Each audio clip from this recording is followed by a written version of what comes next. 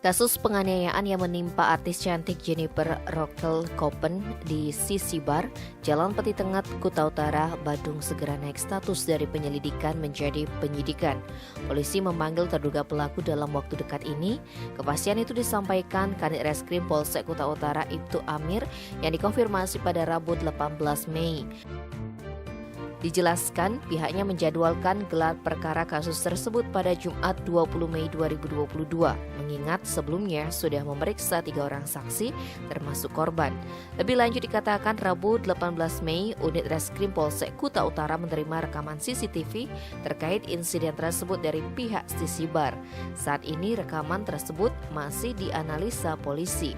Sebagaimana diberitakan sebelumnya, Jennifer Koppen diduga menjadi korban penganiayaan saat berkunjung ke Sisi Bar, Kuta Utara, Kamis 12 Mei. Kasus ini kemudian dilaporkan ke Polsek Kuta Utara dan polisi telah mengantongi identitas pelaku.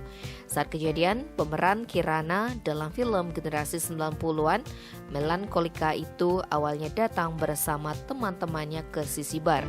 Ketika selesai sekitar pukul 3, gadis berdarah Belanda itu melihat seorang wanita warga negara asing dikerumuni dan dicolek-colek sekelompok pria di depan pintu akses keluar masuk.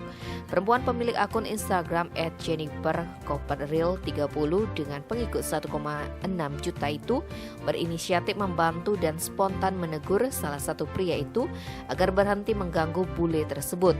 Tiba-tiba seorang pria menampar wajah gadis yang membintangi drama Pretty Little Liar ini dan mengenai rahang sebelah kanan. Gadis berusia 20 tahun itu pun melaporkan kejadian ini ke polisi. Menindaklanjuti laporan tersebut, Polsek Kuta Utara memeriksa 3 orang saksi termasuk korban. Tim Bali Express melaporkan.